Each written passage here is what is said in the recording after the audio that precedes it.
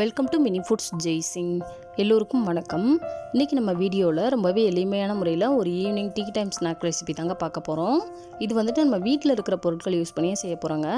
பார்க்குறதுக்கும் பாருங்கள் ரொம்ப அழகாக இருக்கும். சின்ன குழந்தைங்களுக்குலாம் இதே போல் செஞ்சு கொடுக்கும்பொழுது ரொம்பவே இன்ட்ரெஸ்ட்டாக விரும்பி சாப்பிடுவாங்க. மேலே நல்லா கிறிஸ்பியாக இருக்கும், உள்ளே நல்லா சாஃப்டாக இருக்குங்க. இது கூட வந்துட்டு ஒரு டொமேட்டோ கெச்சப் இல்லாட்டினா டீ காஃபி கூட வச்சு சாப்பிடும்போது கூட ரொம்ப சுவையாக இருக்குங்க. இப்போ இந்த ரெசிபி பண்ணுறதுக்கு ஒரு மீடியம் சைஸு உருளைக்கிழங்கு 2 எடுத்துருக்குறேங்க. அதை வந்துட்டு இது போல் காய் துருவலில் வச்சு நல்லா துருவி எடுத்துக்கலாம். இது போல் பெரிய சைஸ் காய் துருவலில் வச்சு துருவிக்கோங்க, ரொம்ப சின்னதில் துருவ வேண்டாம். இதில் 1/2 கப் அளவுக்கு சின்னதாக துருவின கேரட் சேர்த்துக்கலாம். 1/2 கப் அளவுக்கு சின்னதாக கட் பண்ணி வச்சுருக்கிற வெங்காயம் சேர்த்துக்கலாம். 2 பச்சை மிளகா சின்னதாக நறுக்கி வச்சுருக்கிறேன், அதையும் சேர்த்துக்கலாங்க. 2 டேபிள் ஸ்பூன் அளவுக்கு ரவை சேர்த்துக்கலாம். 1 ஸ்பூன் அளவுக்கு சில்லி பவுடர் சேர்த்துக்கலாம். 1/2 ஸ்பூன் அளவுக்கு கரம் மசாலா சேர்த்துக்கலாங்க. 1 கைப்பிடி அளவுக்கு சின்னதாக நறுக்குனா கொத்தமல்லி தலைகள் சேர்த்துக்கலாம். தேவையான அளவுக்கு உப்பு சேர்த்துக்கலாங்க. இப்போ இது எல்லாத்தையுமே சேர்த்து நல்லா பிசைஞ்சு கொடுத்துக்கலாம். இந்த ரவை வந்துட்டு அந்த உருளைக்கிழங்குல இருக்கிற ஈரப்பதத்தெல்லாம் எடுத்துருங்க. அதனால் ரவையோட அளவு உங்களுக்கு தேவைக்கேற்ப கூடுதலாவோ குறைச்சலாவோ சேர்த்துக்கலாம். 1 டேபிள் ஸ்பூன் அளவுக்கு லெமன் ஜூஸ் வந்துட்டு இதில் ஆட் பண்ணிக்கலாங்க. எல்லாத்தையுமே சேர்த்துட்டு இது போல் நல்லா வந்துட்டு பிசைஞ்சு ஒரு சப்பாத்தி மாவோட பதத்துக்கு வர்ற மாதிரி இதை ரெடி பண்ணி ஓரமாக வச்சிடலாம்.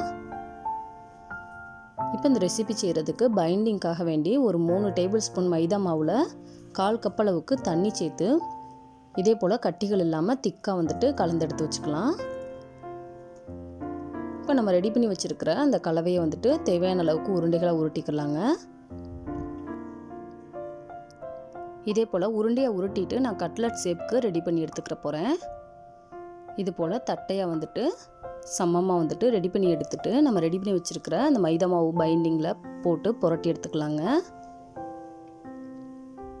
இப்போ திரும்ப இதை வந்துட்டு சேமியாவை வந்துட்டு சின்னதாக நொறுக்கி வச்சுருக்கிறேன், அதில் போட்டு நல்லா வந்துட்டு டிப் பண்ணி எடுத்துக்கலாம். அந்த மைதா மாவோட ஈரப்பதம் போகிற மாதிரி. நீங்கள் சேமியாவுக்கு பதிலாக பிரெட் க்ரம்ஸ் கூட சேர்த்துக்கலாங்க. பிரெட் க்ரம்ஸில் கூட இது போல் புரட்டி எடுத்துக்கலாம். இப்போ எல்லாத்தையுமே இது போல் ரெடி பண்ணி வச்சுக்கலாம். வச்சுட்டு ஒரு ஃப்ரையிங் பேனில் 3 டேபிள் ஸ்பூன் அளவுக்கு எண்ணெய் சேர்த்துக்கலாம். சேர்த்துட்டு இது எல்லாத்தையுமே ஒன்று அதில் வச்சிடலாங்க. நீங்கள் இது வந்துட்டு டீப் ஃப்ரை வேணுனாலும் பண்ணி எடுத்துக்கலாங்க. நான் ஷாலோ ஃப்ரை தான் இன்றைக்கி பண்ணியிருக்கிறேன். ஒரு 5 நிமிஷம் ஒரு பக்கமே வேகட்டும். அடுப்பை வந்துட்டு மீடியம் ஃப்ளேமில் விட கொஞ்சம் கம்மியாகவே வச்சுக்கோங்க.